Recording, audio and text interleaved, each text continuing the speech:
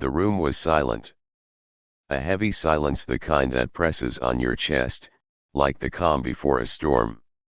Then came a sound no one expected. A gunshot. Then another. And another. In total 7 explosions ripped through the courtroom, each one louder than the last. Chaos broke out, people screamed, chairs toppled, officers rushed forward. And at the center of it all, stood a woman. Not a criminal. Not a gangster. Not someone who had ever broken the law before. She was a mother. A grieving, broken mother. Her name was Marianne Bachmeier. And in that moment, she did what millions of parents have whispered in pain but never acted on. She took justice into her own hands. The man she shot, Klaus Grabowski, wasn't he just anyone. He was the man accused of taking the life of her 7-year-old daughter, Anna. And he wasn't convicted yet. No official verdict. No sentence. Just an accused man, sitting in court. But for Marianne, his guilt wasn't up for debate. Her daughter was gone, and he was the reason. So when she walked into that courtroom, she wasn't just carrying a small pistol hidden beneath her coat, she was carrying years of pain, of trauma, of regret, and a burning need for justice that the legal system had failed to give her. Was it murder? Was it revenge? Or was it the desperate cry of a mother who had nothing left to lose? That gunshot wasn't just a noise. It was a scream. A scream from deep inside a shattered soul. And with it, Marianne didn't just end the life of a man, she tore open a national debate. About justice. About motherhood. About the limits of law, and the cost of revenge. And so began one of the most controversial, heartbreaking, and unforgettable true crime cases in German history.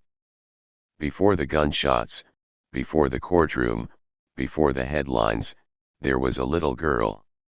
Her name was Marianne, and her story did not begin with violence, but it was shaped by it. Born in post-war Germany in 1950, Marianne Bachmeier came into a world still reeling from the ashes of destruction. Her father, once a soldier in the SS, the infamous paramilitary wing of the Nazi regime, returned home from the war not as a hero, but as a haunted man. He had seen too much, lost too much, and somewhere along the way, he lost himself too. He turned to alcohol to drown what he couldn't forget. But the bottle gave him no peace. Only rage. Marianne grew up under the roof of a man who shouted more than he spoke. A man whose anger burned through the walls of their home.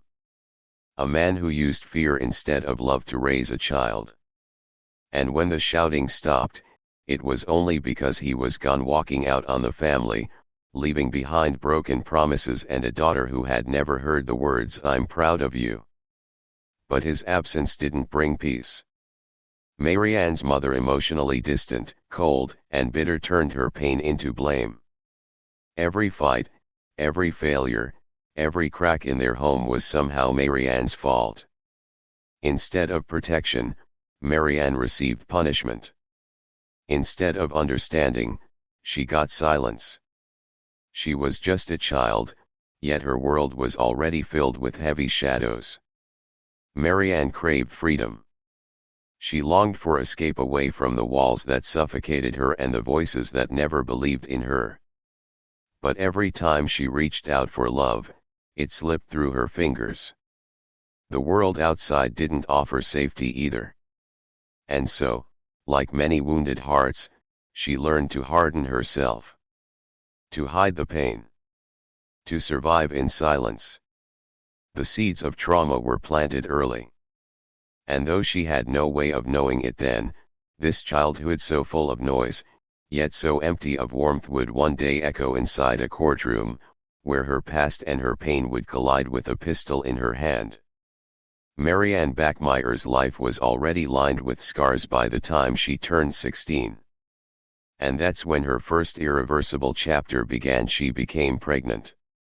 Still just a teenager, emotionally unprepared and financially helpless, she brought a child into the world that she couldn't keep. The baby, a girl, was placed into someone else's care, into a future she would never witness. It wasn't a decision made lightly, but one shaped by desperation and the knowledge that she couldn't offer what the child deserved. 2 years later, it happened again. Another pregnancy. Another painful decision. This time, Marianne thought it would be different.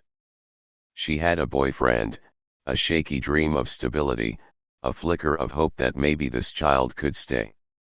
But before that hope could take root, it was torn away. Her relationship crumbled, and the weight of raising a second child alone crushed her once more. She gave up her second daughter too, and with her, another piece of herself. People judged. Whispers followed her. But no one saw the battle she fought every day against loneliness, poverty, and a past that never seemed to loosen its grip. Then came 1972.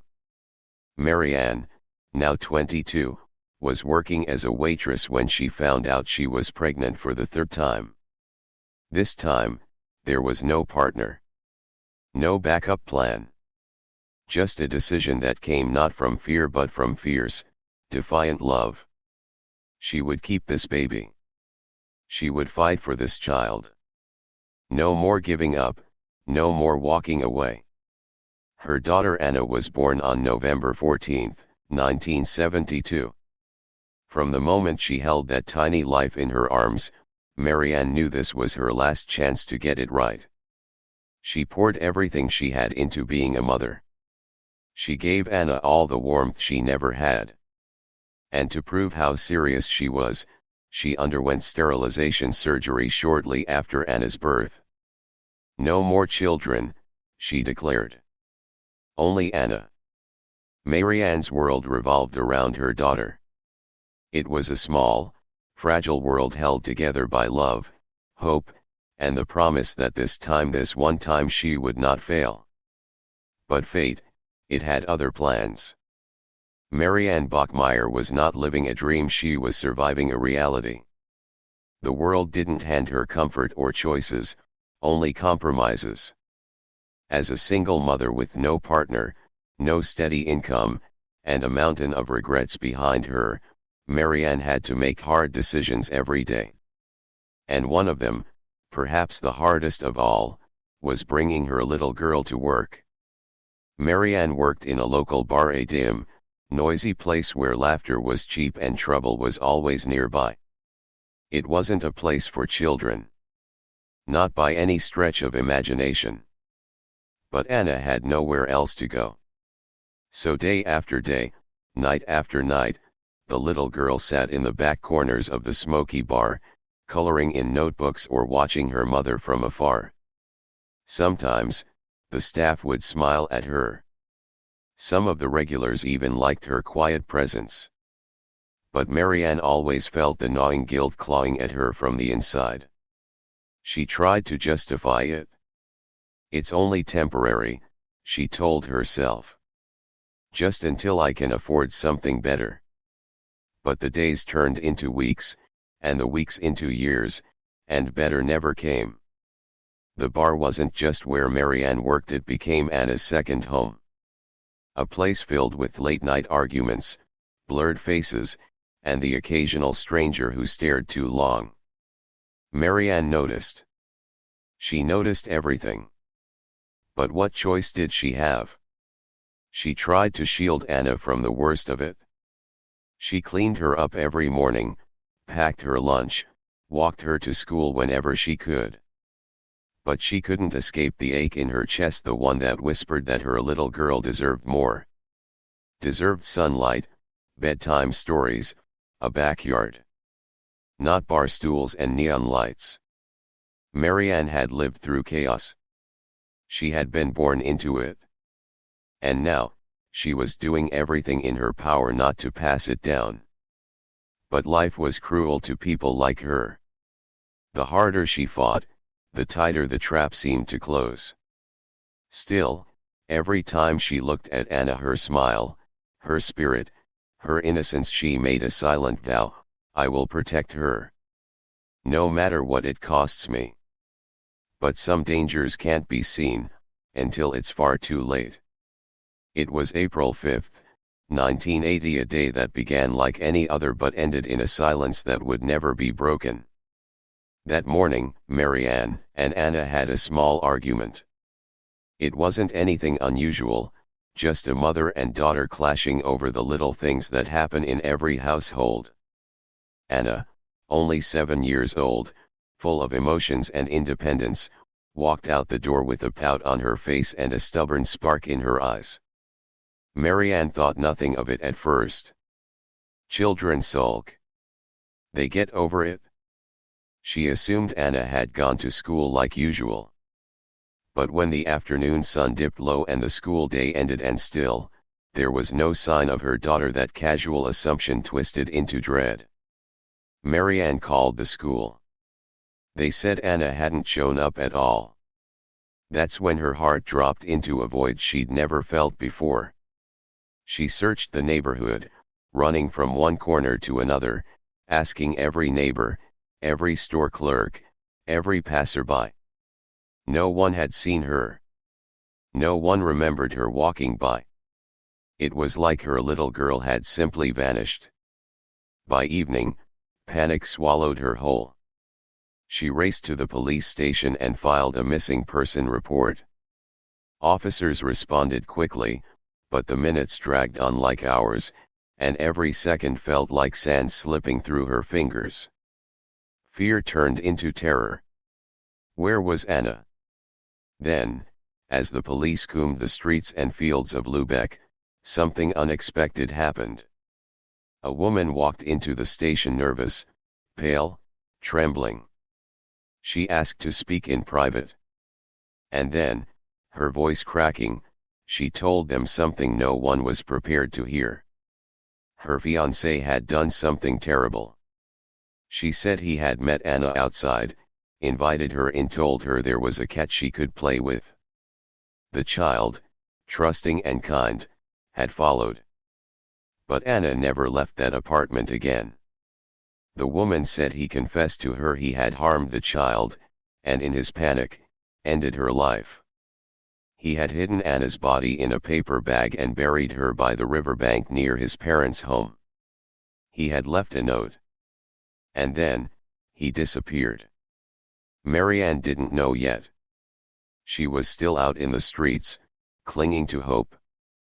But somewhere, not far away, the truth was already unraveling, and it would break her world beyond repair.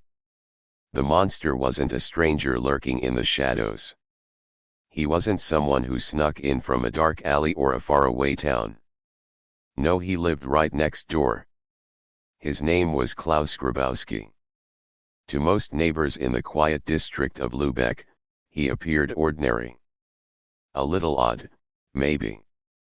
But no one suspected the true horror that lived behind his door. Marianne had no reason to fear him. She had seen him before, passed by him in the stairwell, maybe even exchanged a polite nod. After all, he was just the man next door. The kind you never imagine would change your life forever. But Klaus Grabowski was no ordinary man. He was a predator with a history soaked in red flags the system chose to ignore. Years earlier, in 1973, he had attacked a 6-year-old girl. It could have ended in tragedy if not for the girl's piercing screams that alerted others. He was arrested, charged, and somehow, released. His sentence was suspended. Just like that. 2 years later, he struck again. This time, there were 2 victims. 2 little girls who didn't escape. He was caught in the act. This time, surely, justice would do its part. But Klaus played a different card. He claimed mental illness. Said he had blacked out, wasn't in control.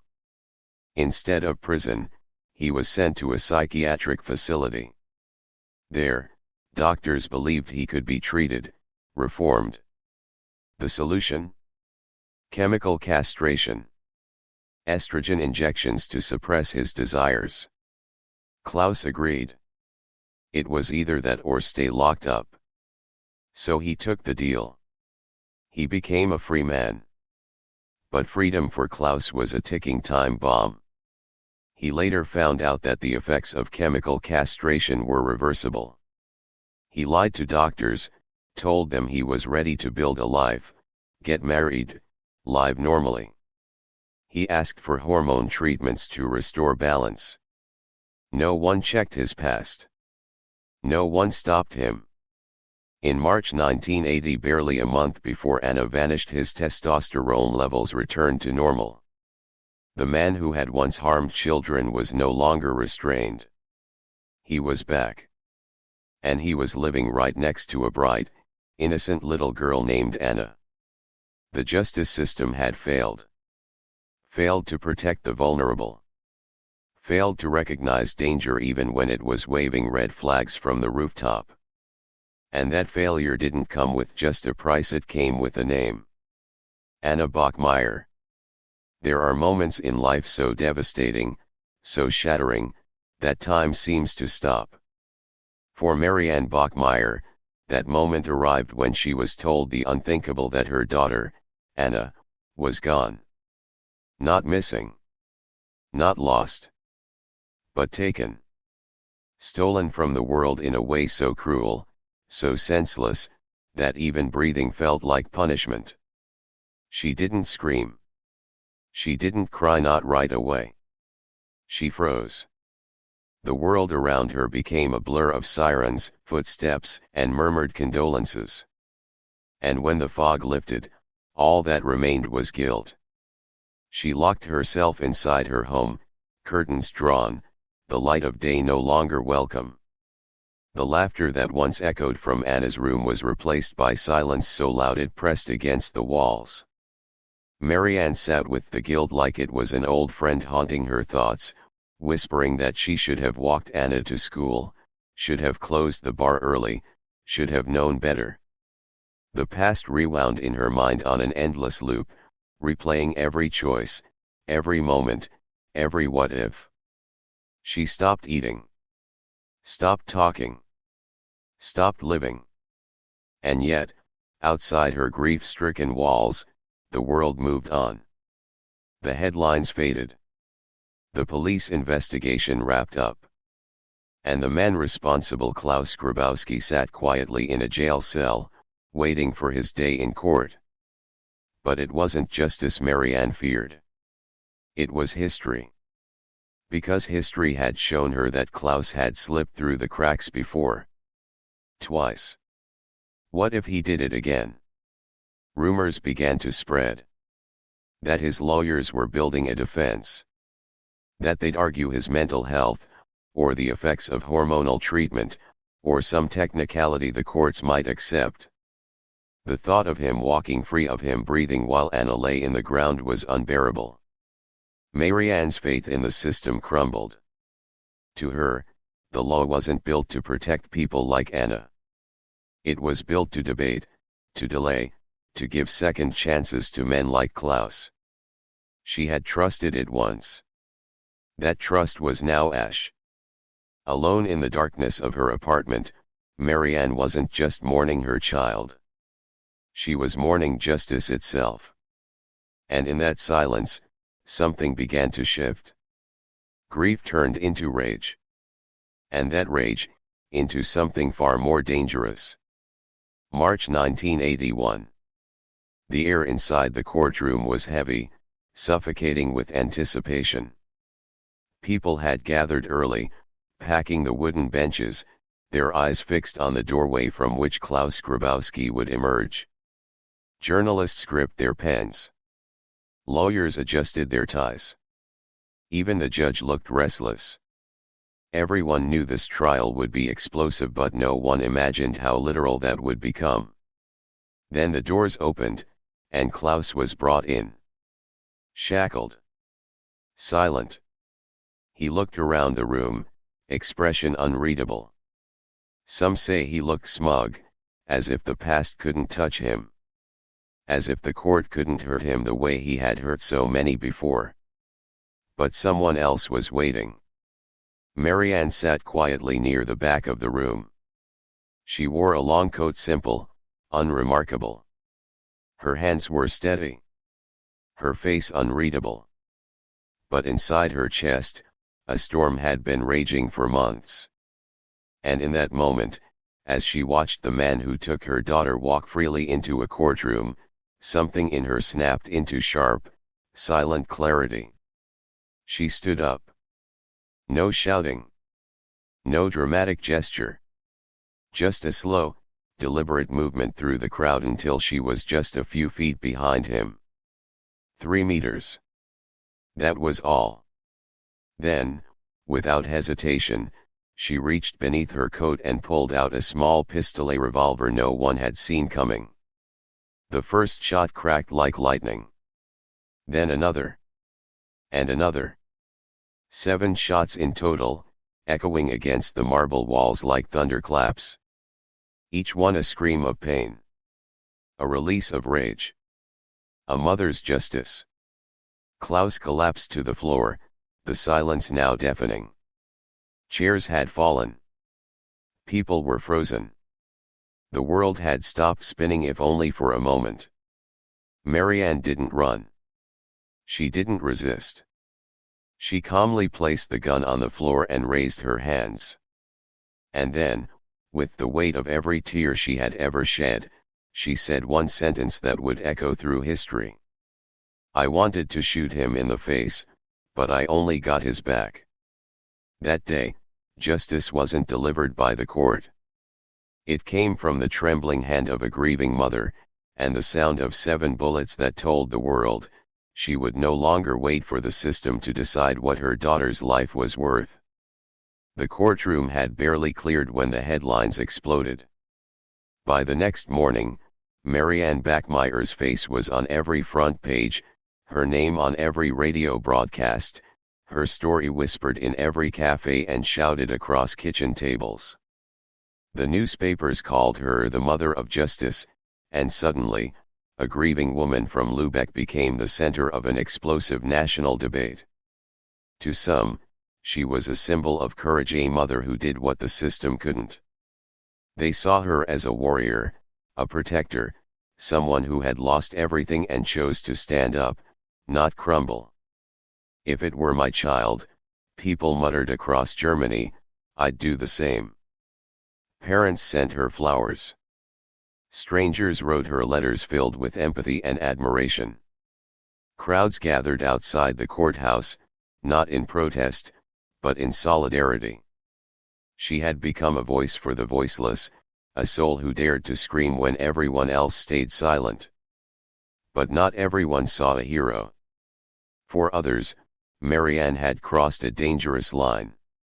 She hadn't just fired a gun, she had shattered the very foundation of justice. The courtroom was a sacred space, a symbol of law and order, not a place for personal vengeance. Critics asked, if one mother can pull the trigger in court, what stops others from doing the same? If we cheer this, what happens to the rule of law? Can we still call ourselves a civilized society? Legal experts, philosophers, politicians, they all weighed in. Was this justice? Was it murder? Was it trauma? Or was it an act of defiance that should never be forgiven? Germany was divided. Deeply. Passionately. The public courtroom was no longer the only battleground. The war had spilled into the streets, the media, the hearts of everyday citizens. And at the center of it all stood a mother in mourning, hailed by some, condemned by others, carrying the unbearable weight of her daughter's memory and a nation's impossible question. Was she a hero? Or had she become what she feared most, someone who let violence speak in place of justice? After the silence of the courtroom was shattered by 7 gunshots, the next chapter in Marianne Bachmeier's life began, not in grief, but in judgment. This time, she wasn't in the audience. She was the one on trial. Germany held its breath as the woman who had once been a mother in mourning now stood before the same justice system she no longer believed in. The trial was unlike any other. Cameras flashed, reporters lined the halls, and every word spoken inside the courtroom seemed to ripple across the nation. But this wasn't just a legal proceeding, it was a reckoning. The prosecution laid out the facts plainly: she brought the gun. She concealed it. She waited. She acted. Intentional. Premeditated. Cold. They argued that she didn't just lash out in grief, she had planned this, down to the moment she pulled the trigger. She practiced shooting in secret. She had purchased the weapon well after Anna's death. This wasn't impulse, they said it was execution. But then came Marianne. She didn't speak like a criminal. She spoke like a mother. Her voice shook as she told the court of the nightmares, of the loneliness, of the unbearable weight of knowing that her daughter's final moments were filled with fear and that the man responsible might walk free again. She said she didn't go there that day to kill him. But when she heard that he would accuse Anna of lying, of blackmail, she lost control. Her world blurred. Her pain took over. It was like I wasn't there anymore, she said. Like I was watching someone else pull the trigger. Psychologists backed her claim. Severe trauma. Depression. A complete emotional breakdown. She had attempted to take her own life multiple times while awaiting trial. This wasn't just about vengeance, it was the collapse of a soul too wounded to bear the silence. After 25 days of intense testimony, the verdict came. Marianne was found guilty not of murder, but of manslaughter, committed under extreme emotional distress. She was sentenced to 6 years in prison. But even the law seemed to bend in recognition of her suffering. She served only 3. Still, the debate didn't end with the sentencing. If anything, it grew louder. Was the punishment too lenient? Too harsh? Should the law have made an example of her or shown mercy? Marianne's trial became more than a courtroom drama. It became a symbol. A mirror held up to society. It forced a nation to ask, where does justice end, and compassion begin? And when the law fails to protect the innocent, can we really condemn a mother for refusing to let her daughter's voice be silenced a second time? Years passed. The headlines faded. The courtroom emptied. The protests quieted. But for Marianne Bachmeier, the silence never returned to peace.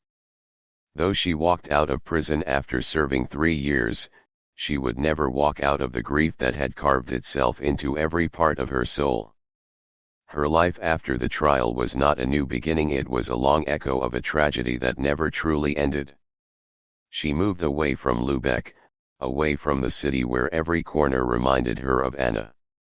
For a while, she lived in Sicily, chasing a kind of stillness that Germany no longer offered her. But time, as always, catches up. In the 1990s, Marianne was diagnosed with cancer, aggressive, terminal. Knowing that her final days were approaching, she made one last decision. She returned to Germany. To the country that judged her. To the country that had both lifted her up and torn her down. In her final years, she allowed a journalist to document her life, a quiet attempt to make peace with the story that had defined her. And in 1995, during a rare public interview, she admitted what many had long suspected: she had thought about it. She had planned it. She couldn't let her daughter's name be dragged through the mud by a man who had already taken everything. She didn't want to hear that Anna had blackmailed her killer. She didn't want the world to remember her little girl as anything but pure, innocent, and gone too soon. On September 17, 1996, Marianne Bachmeier died of pancreatic cancer at the age of 46. She was laid to rest beside Anna, mother and daughter, side by side, their names forever linked by love and loss, by tragedy and defiance. But her death didn't end the story. Instead, it left behind a single, haunting question. Is a mother's love above the law, or does justice have only one path? Marianne's act was born from the deepest human instinct to protect her child, even beyond death. Yet her choice challenged the very structure of the justice system. Her bullet didn't just end a life, it shattered a sense of order. And in its place, she left behind a legacy that still divides minds and hearts to this day. Her revenge came from love, but it also questioned everything we thought we understood about justice, punishment, and what it means to truly protect the innocent. And maybe, just maybe, that's what makes her story impossible to forget.